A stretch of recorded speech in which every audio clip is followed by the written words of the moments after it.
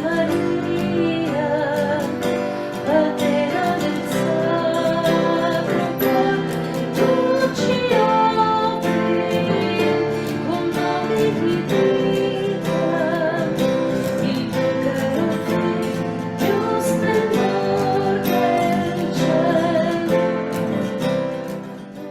Buonasera, sia lodato Gesù Cristo, carissimi fratelli e sorelle, amici, ammalati, sacerdoti, tutti voi che siete collegati in questo giorno che per noi è un momento di grande grazia, quasi di riposo nello spirito, perché entriamo e riposiamo nel giardino segreto di nostra madre. Bene, carissimi, auguro a tutti voi questa sera di prepararvi la sedia perché la meditazione sarà un pochino più lunga delle altre volte, ma non tantissimo. Vi lascerò andare presto. Tuttavia, vogliamo fare nostre questa sera le virtù dell'Immacolata Madre e vedremo i grandi miracoli. Tutte le volte che parliamo o pensiamo alle virtù di Maria, o in generale, eh, subito ci spaventiamo e voltiamo discorso senza considerare il valore che queste apportano al nostro esistere, perché lo trasformano in un'opera grande. Senza le virtù, diciamoci la verità, l'uomo è un animale intelligente, tale resta, e come guidato da uno spirito puramente umano e quindi può e va spesso, quasi sempre, senza virtù alla deriva. Quindi senza le virtù nessun uomo può elevarsi e avanzare nel piano spirituale e quindi etico e anche morale. Non prendiamoci in giro. Senza virtù l'uomo resta appunto come bloccato nelle tendenze, nelle soddisfazioni, nelle passioni materiali ed è incapace di, come dire, empatizzare, di farsi solidale, poiché avverte solo ciò che lo compiace, ovviamente, egoisticamente, resta privo del dono meraviglioso di donarsi oppure di donare qualcosa a qualcuno.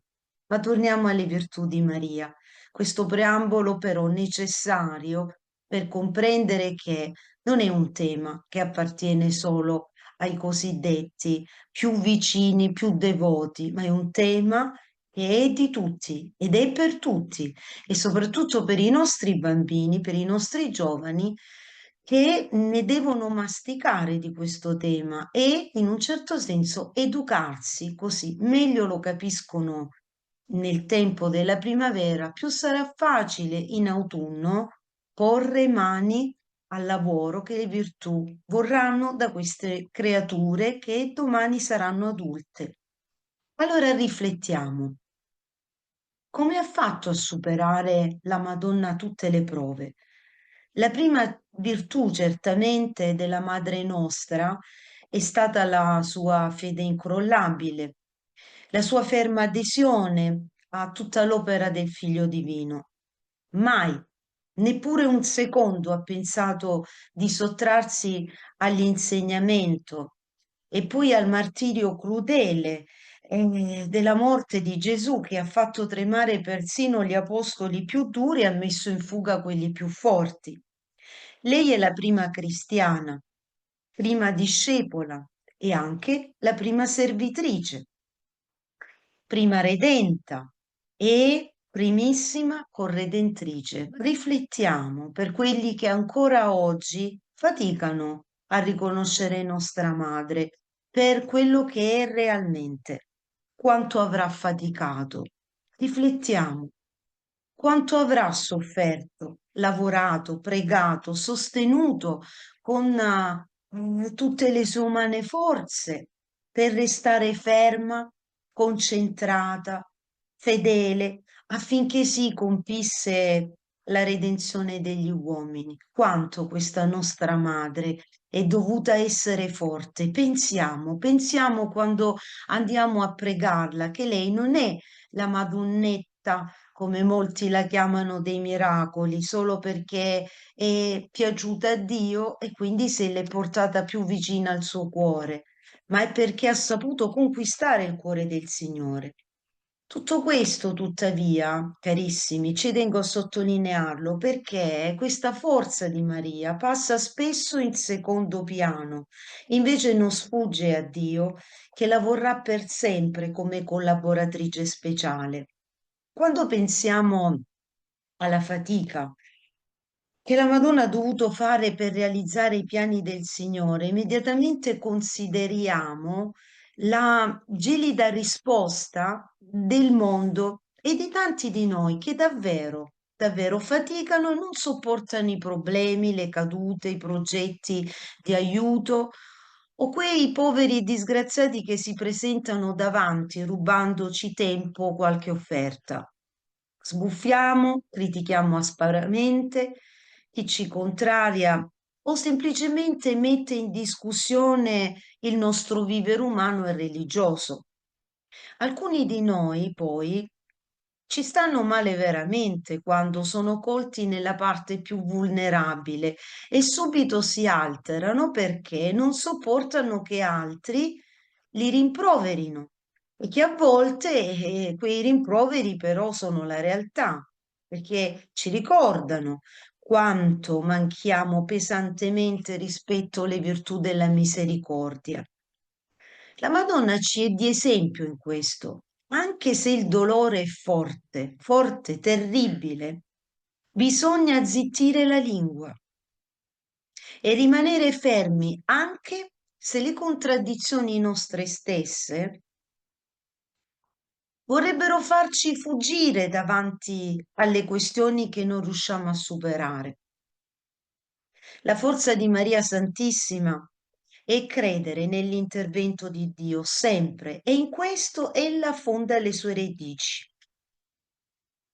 Virtù della Madonna seconda e anche la speranza totale e incrollabile. Pensava nel suo cuore lei sempre, Dio farà non come segno di debolezza, ma Dio farà perché vede il pieno affidamento del mio cuore.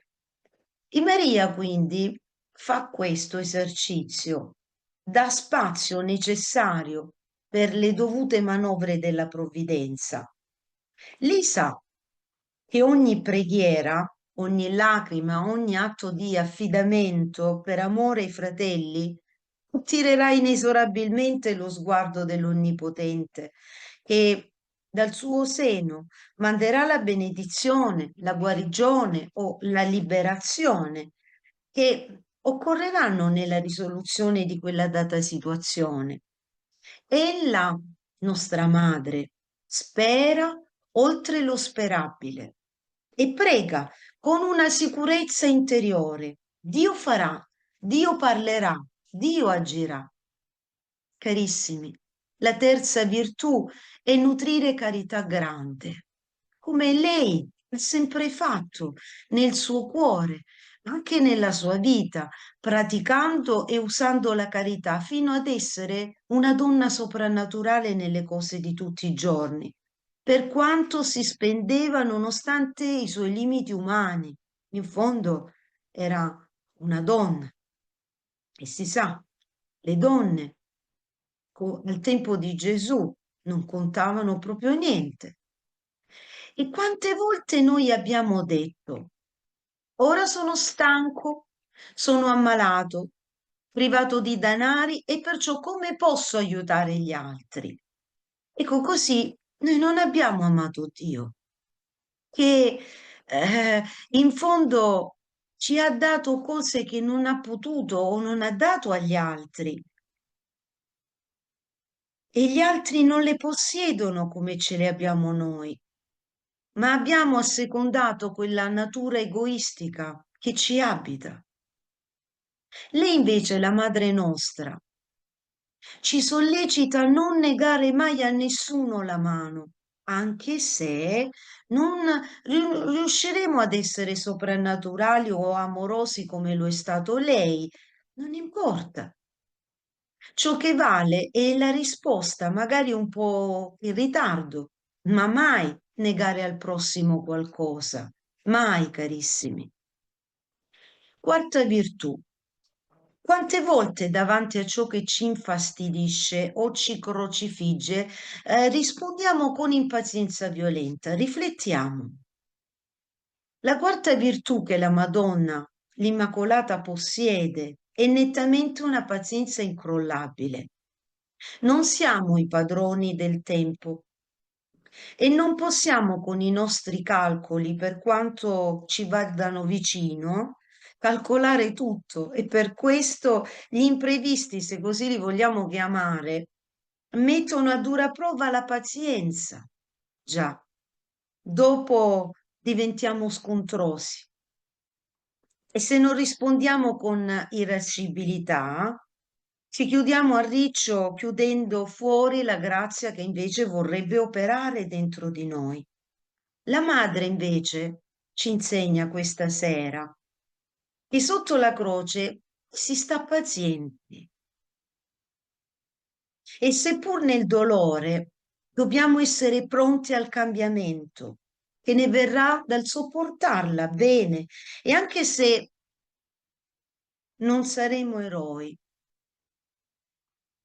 avremmo comunque fatto e acquistato per noi e per gli altri questa preziosa quanto necessaria virtù, la purezza. Quinta virtù che Maria continua e difende gelosamente come il dono superlativo che ci fa somigliare a Dio.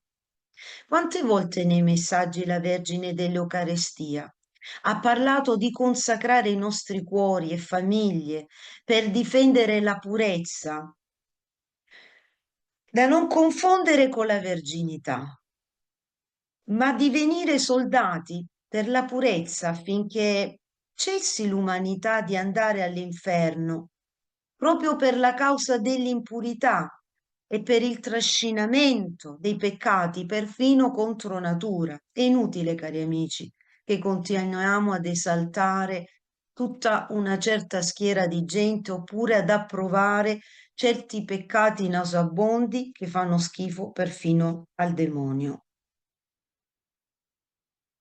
Troppi uomini si sono fatti assoldare da Satana col possesso di cose e di corpi, che negheranno tutto questo la visione di Dio, inesorabilmente.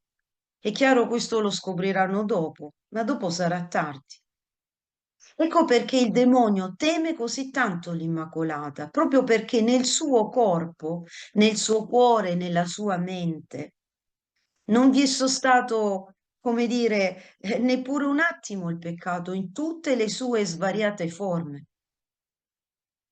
Sesta virtù di Maria, e forse la più difficile per dirla con le parole di San Francesco, che la considerava come la virtù più esigente, quella che ti chiede perfino l'atto estremo di andare contro te stesso, contro il mondo, al fine di entrare a vivere sul serio la volontà di Dio.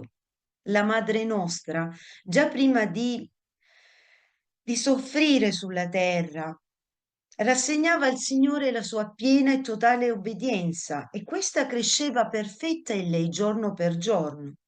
Amanduria ci invita a seguire la Chiesa, nonostante le sue imperfezioni e contraddizioni. Nel cuore di essa vive Gesù Eucaristico amore, solo Lui può ed è il centro, la via, il cammino, la verità che dobbiamo capire e accettare, non con rassegnazione perché non la capiamo, ma con obbedienza perché non esiste nulla che Dio crei o permetti che non sia cosa buona e giusta. Questo tutti quelli che continuano insistentemente a dire io non vado in chiesa perché la chiesa è falsa, la chiesa è ipocrita, Bergoglio è il demonio, i preti sono cattivi. Dio non ti giudicherà per questo, se non parteciperai della comunione con Lui e con i santi, ma proprio per non aver obbedito. La settima virtù che possiede la madre è unione forte e operante con Dio attraverso la preghiera, carissimi. La Madonna fa della preghiera uno strumento dinamico che usa continuamente con risultati, diremmo, miracolosi. Il 70% del contenuto del messaggio di Manduria sono un invito alla preghiera. Sono un invito a ritrovare Dio nel cuore e in quel luogo permanente in cui Dio permette tutto per l'intercessione di lei. Amanduri è venuta soprattutto per insegnarci a pregare, che vuol dire dialogare col cielo, che prima non riuscivamo ad intercettare e a conoscere. Questa è la virtù di coloro che amano vincere le battaglie più forti e più infuocate. Bene, siamo giunti verso la fine. L'ottava virtù che la Madonna vuole trasmetterci è l'amore al sacrificio. Ai ai ai, questa è veramente forte. Ed è poi anche addirittura l'accoglienza della penitenza. Tante volte durante le sue visite la Madonna ci ha invitato a capire il senso della penitenza. Ricordo quando fui condotta nel luogo in cui avremmo costruito la cosiddetta vasca della purificazione e questo per osservare l'importanza di purificarci con piccoli sacrifici al fine appunto proprio di arginare l'esercizio che il peccato ci fa subire. Quanti, forse troppi messaggi si sono soffermati sull'importanza di fare sacrifici per espiare colpe ed aprire il paradiso con le chiavi della penitenza, che mortifica il corpo ma rende forte lo spirito, che dal corpo si farà vincere sempre meno. Sacrificio e offerta ci fanno diventare vere anime riparatrici, come lo è la madre. La nona virtù che la Madonna vuole insegnarci è l'essere miti, smorzando in noi sentimenti di vanità. Quanti di noi blaterano in continuazione, raccontando di episodi o di quello che hanno fatto, di tutte quelle battaglie che pensano di aver vinto loro con la loro umanità, senza ricordarsi che quella è stata forse una grazia di Dio che ha permesso con la nostra collaborazione. È sempre il braccio desso dell'Onnipotente che opera, altrimenti rimarremmo molto male per le continue delusioni. Qualche volta il Signore, che ci vuole tanto bene, ci fa assaporare qualche piccola, piccola gioia, come se fossimo noi dei grandi apostoli. Ma dobbiamo cominciare dal non lamentarci sempre degli errori degli altri, ma piuttosto di essere capaci di fare meglio di loro. Sapete, ci sono armi che spezzano le ossa più che il coltello o feriscono più delle pistole quando diciamo o gridiamo cattive parole, non spezziamo ossa, uccidiamo sogni, deludiamo cuori, maltrattiamo quel bene che Dio vede in ciascuno. Ecco la Madonna è la mitezza incarnata e con estrema dolcezza, anche a Manduria, ci chiama senza guardarci dall'alto al basso. Siamo dei peccatori e tutte le volte durante le apparizioni io ho raccontato di vedere che la Madonna spostava i suoi occhi oltre me, intorno a me e guardava attentamente tutti coloro che erano presenti. E nei suoi occhi io vedevo come la lettura del loro stato momentaneo e leggevo le aspirazioni che la Madonna voleva, nutriva e le cose belle che voleva tirare dai loro cuori, dalle loro offerte, da tutte quelle che erano le volontà di quei giorni e di quelli che saranno fino all'ultimo momento. Allora, amici, come con estrema dolcezza, lei non ci guarda dall'alto verso il basso, ma con considerazione ci stima e ci parla con energia, fidandoci di noi, facendoci sentire degni, privilegiati, insomma amati insomma, della famiglia di Dio. Che bello sentirci della famiglia e sapere che c'è questa grande madre potente, che se la imitassimo un pochino di più, potremmo soddisfare meglio le sue richieste. Questa virtù ce l'ha insegnata realmente in questi anni, illuminandoci con ricche parole di speranza che godono dell'unione che lei ha con l'amato. Non si possono spiegare certi messaggi se non questa unità profonda che la Madonna ha con il Padre Eterno. Questa gioia, ci dice, l'ha sempre accompagnata nelle prove, ma la Madonna ci dice che le prove fatte con Dio hanno e avranno sempre un esito positivo. La mitezza, carissimi amici, è dunque la virtù che più è desiderata dalla madre per noi.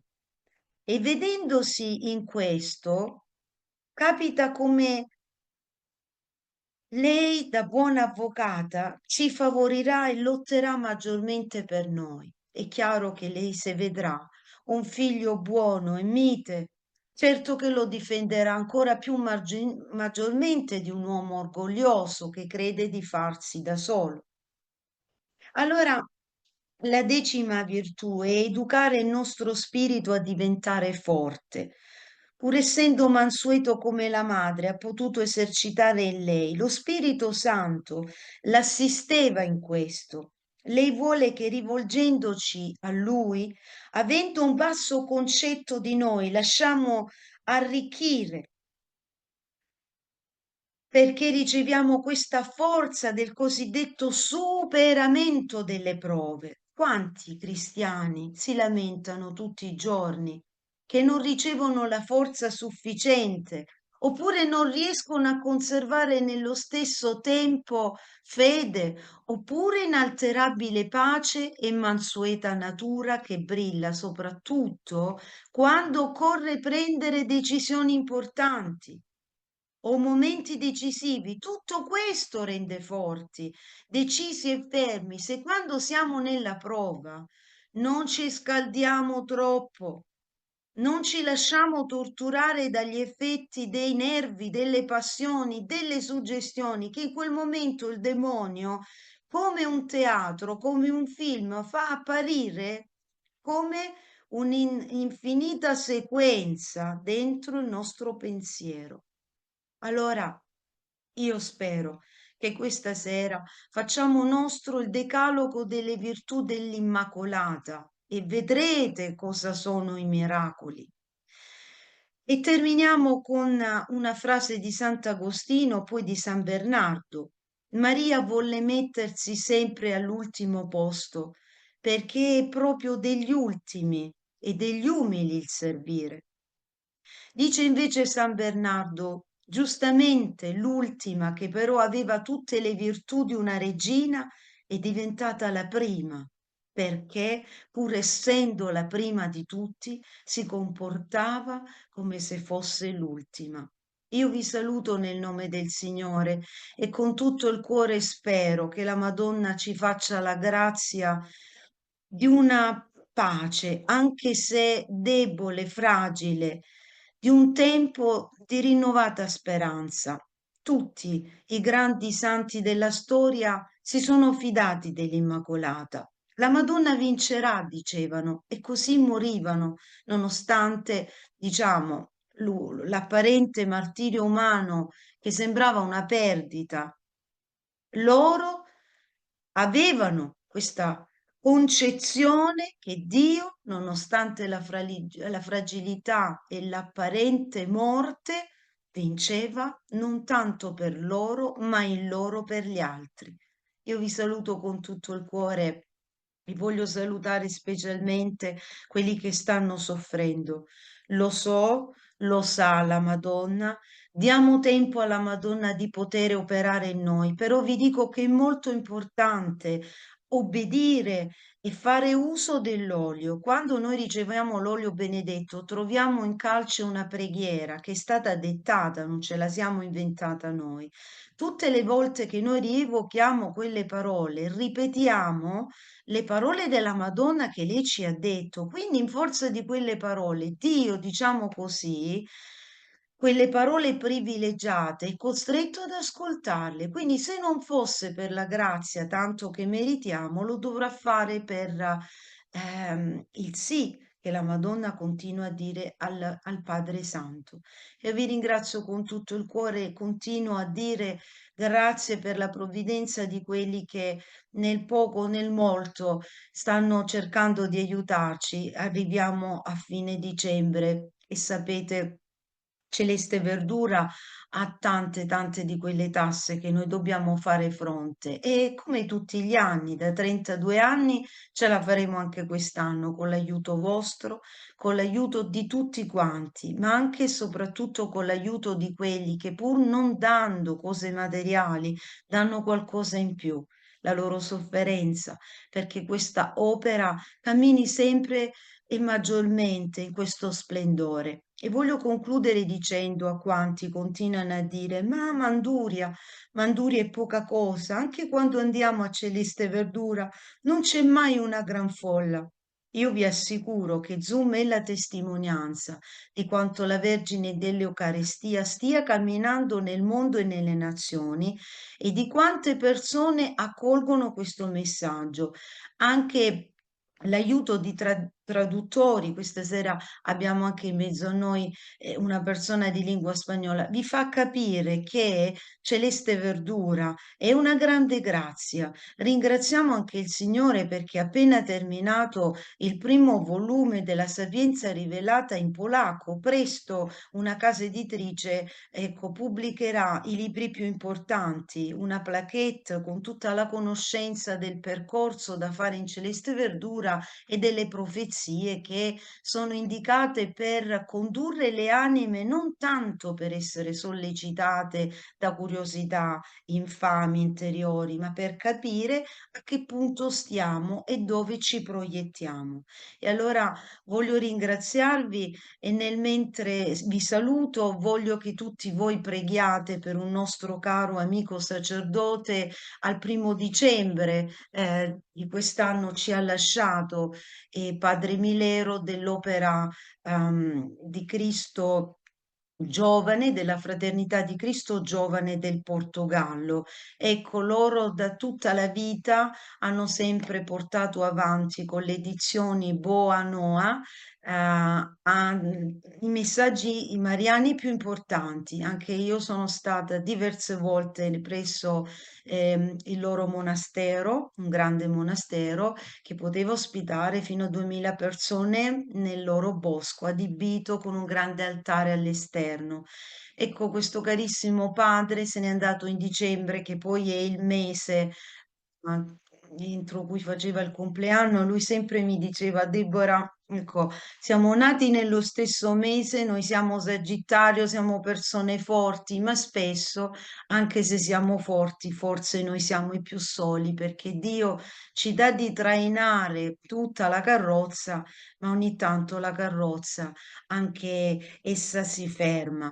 Allora, questo carissimo Padre Milero, tutti facciamo una nostra preghiera per lui, chi vuole può anche una Santa Messa e ringraziamento perché lui ha tradotto tutta l'opera in portoghese della Sapienza rivelata del Dio vivente fino alla realizzazione delle statue, le piccole statue del rosario e della moltiplicazione dell'olio perché avendo una missione speciale tra le carceri e i carceri minorili, loro stampavano a migliaia delle immagini e portavano la Vergine Eucaristia e Gesù della Rivelazione dentro questi luoghi spesso di grande dolore. Ecco, io vi ringrazio, vi saluto e nel nome del Signore vi do appuntamento a Celeste Verdura il giorno dell'Immacolata. Ci sarà una preghiera speciale con un atto di consacrazione speciale e una nostra meditazione sui primi momenti della vita dell'Immacolata Concezione. Siano lodati i cuori di Gesù, Maria e specialmente del nostro caro San Giuseppe, di cui siamo certi fino alla fine ricevere l'estrema grande protezione.